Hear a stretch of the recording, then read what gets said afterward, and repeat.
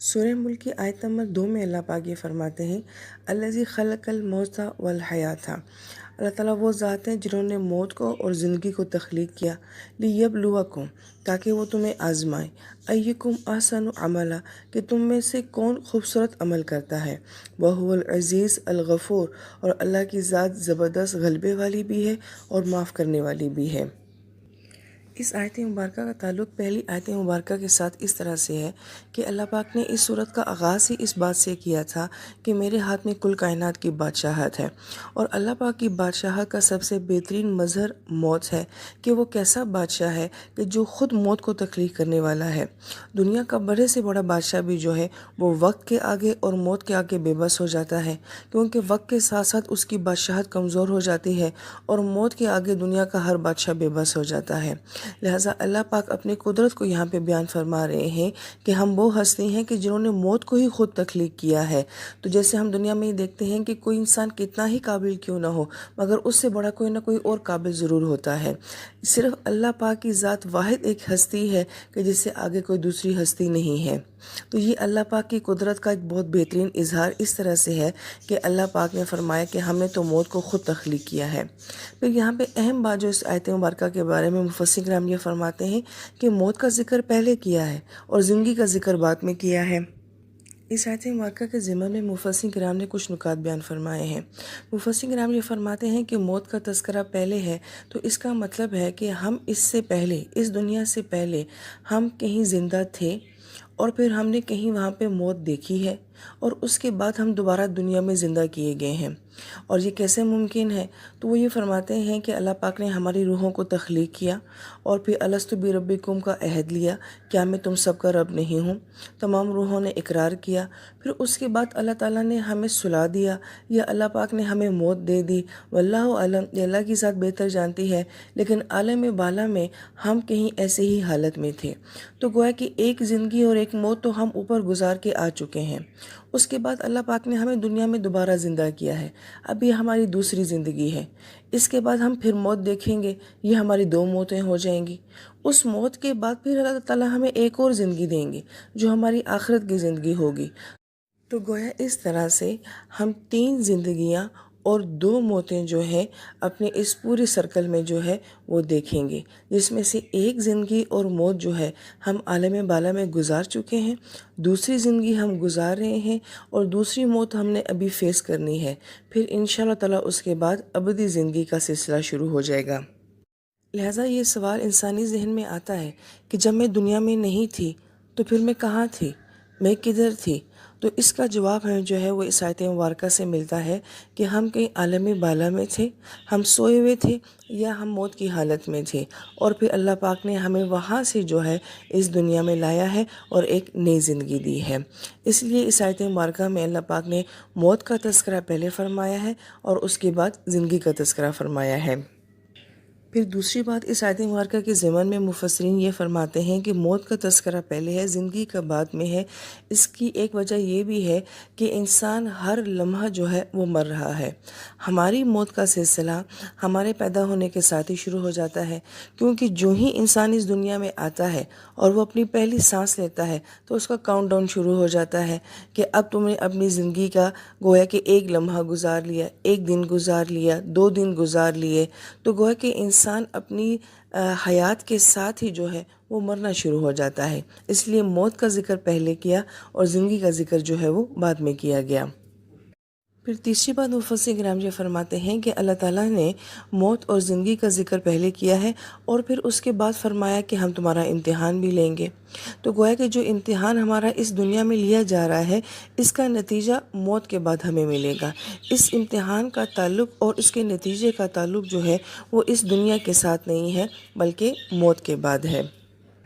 اور چوتھی بات مفسرین کرام یہ فرماتے ہیں کہ صورت مبارکہ کا آغاز تبارک الذی بیدہ الملک سے ہوا تھا کہ اللہ تعالیٰ کی ذات کی برکتیں جو ہمیں اس پوری صورت میں بھی نظر آئیں گی، لیکن اس آیت مبارکہ کے ساتھ اللہ تعالیٰ کی ذات کی برکت کا کیا تعلق ہے؟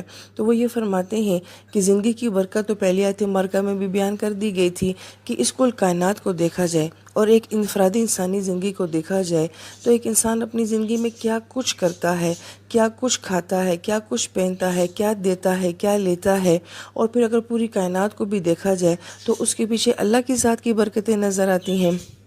لیکن اللہ تعالیٰ کی ہستی کی جو اصل برکات ہیں وہ انسان اس دنیا میں نہیں بلکہ مرنے کے بعد دیکھے گا، کیونکہ جو زندگی اللہ تعالیٰ نے ہمیں مرنے کے بعد دی ہے وہاں پہ اللہ پاک جو اپنے بندے کو نوازیں گے اور جو وہ دیں گے وہ سب اس دنیا میں آ ہی نہیں سکتا ہے۔ لہٰذا موت بھی اللہ تعالیٰ کی ذات کی ایک برکت ہے۔ ایک نیک انسان کے لیے، ایک مومن کے لیے اس کی اصل زندگی تو اس کے موت کے بعد شروع ہوتی ہے، اور جو کچھ بھی اللہ پاک اپنے بندے کو دینا چاہتے ہیں وہ اس دنیا میں نہیں دیتے ہیں بلکہ اس کے لیے اللہ پاک نے وہاں کی ایک زندگی فرمائی ہے۔ لہٰذا ہم جب اس کائنات کی برکتیں دیکھتے ہیں تو انسان یہ سوچتا ہے کہ یہ تو ختم ہونے والی برکتیں ہیں، لیکن جو اللہ پاک اس دنیا میں ہمیں برکتیں دیں گے وہ لازوال برکتیں ہوں گی۔ تو گویا کہ موت بھی اللہ تعالیٰ کی برکت کا ایک مظہر ہے۔ یہاں پر مفسرین کرام بڑی پیاری بات یہ فرماتے ہیں کہ اللہ تعالیٰ کی جو برکتیں ہیں وہ ہم اس دنیا میں مکمل طور پہ جو ہے اس سے لطف اندوز نہیں ہو سکتے، اس کے لیے اصل لطف اندوز ہونے کی جگہ جو ہے وہ تو آخرت ہے۔ لہٰذا مسلمان کے لیے موت ایک بہت خوبصورت چیز ہے، بہت پیاری چیز ہے، کیونکہ وہ سب کچھ جو اللہ پاک نے اس کو دینا ہے وہ تو موت کے بعد اصل میں شروع ہوگا۔ تو اگر انسان اچھے انداز سے جی لے جیسے کہ اللہ پاک چاہتے ہیں تو اس کے لیے موت ایک بہت خوبصورت اور بہترین تحفہ ہے۔ پھر آیت مبارکہ میں اللہ پاک فرماتے ہیں لیبلوکم، اللہ پاک تمہارا امتحان لیں گے، ایکم تم میں سے کون احسن عملا، خوبصورت عمل کرے گا۔ مفسرین کرام یہ فرماتے ہیں کہ آیت مبارکہ میں جو ایکم کا لفظ آیا کہ تم میں سے کون، تو گویا کہ یہ ایک مقابلے کی فضا جو ہے وہ پیدا کی جا رہی ہے، کیونکہ انسانی فطرت کے اندر مقابلے کی ایک حص جو ہے وہ موجود ہے کہ انسان ایک دوسرے سے مقابلہ بھی کرتا ہے، ایک دوسرے سے آگے بڑھنے کی جستجو بھی اس کے اندر ہے۔ تو گویا کہ یہ ہماری فطرت کے اندر ہے کہ ہمیں کمپٹیشن اچھا لگتا ہے، انسان کو چیلنج بھی اچھا لگتا ہے، اور کسی چیز سے آگے نکلنا بھی جو ہے یہ اس کی تمنا ہوتی ہے۔ تو اللہ تعالیٰ نے انسانی فطرت کو جو ہے، جو اللہ پاک نے ہمارے اندر رکھا ہوا ہے مقابلے کی حص کو، اس کو اللہ پاک نے یہاں پہ بہت مثبت انداز میں فرمایا ہے کہ یہ مقابلے کی حص تمہاری کس میں ہونی چاہیے کہ تم میں سے عمل کون اچھا کرے گا۔ لیکن مسئلہ یہ کہ انسان نے اپنی اس فطرت کو جو ہے وہ منفی کاموں میں استعمال کرنا شروع کر دیا ہے، یہ حسد میں کنورٹ ہو گئی ہے، یہ دوسرے کو شکست دینے میں اور خود کو فاتح بنانے میں جو ہے بہت خوشی محسوس کرتا ہے، جبکہ قرآن کے تصور نہیں دے رہا۔ وہ کہتا ہے مقابلہ کرو، ایک دوسرے سے آگے بڑھو، مگر کس طرح احسن عملا میں کہ اچھے عمل کون کرے گا۔ تو گویا حص ہمارے اندر موجود ہے مقابلے کی، مگر ہم نے اس کو استعمال جو ہے وہ صحیح انداز میں کرنا ہے۔ پھر لفظ احسنوں کے اندر مفسرین کرام بہت خوبصورت نکات یہ بیان فرماتے ہیں کہ اللہ تعالیٰ نے ہم سے یہ سوال کیا ہے کہ کون جو ہے وہ بہتر عمل کرے گا، بہترین نہیں مانگا۔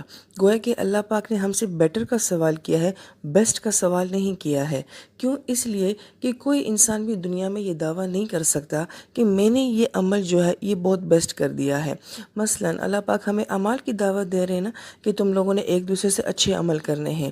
کیا میں یہ دعویٰ کر سکتی ہوں کہ اللہ جو نماز میں نے پڑھی ہے ایسی نماز تو کوئی پڑھ ہی نہیں سکتا؟ تو اللہ تعالیٰ جو صدقہ میں نے کیا ہے ایسا صدقہ تو کوئی کر ہی نہیں سکتا۔ لہٰذا انسان دنیا میں کسی بھی عمل کے بارے میں یہ دعویٰ نہیں کر سکتا کہ یہ میرے سے بہترین کوئی کرنے والا نہیں ہے۔ ہاں، لیکن انسان یہ ضرور کہہ سکتا ہے کہ اللہ تعالیٰ میں نے بہتر کرنے کی کوشش کی، میں نے اچھا کرنے کی کوشش کی۔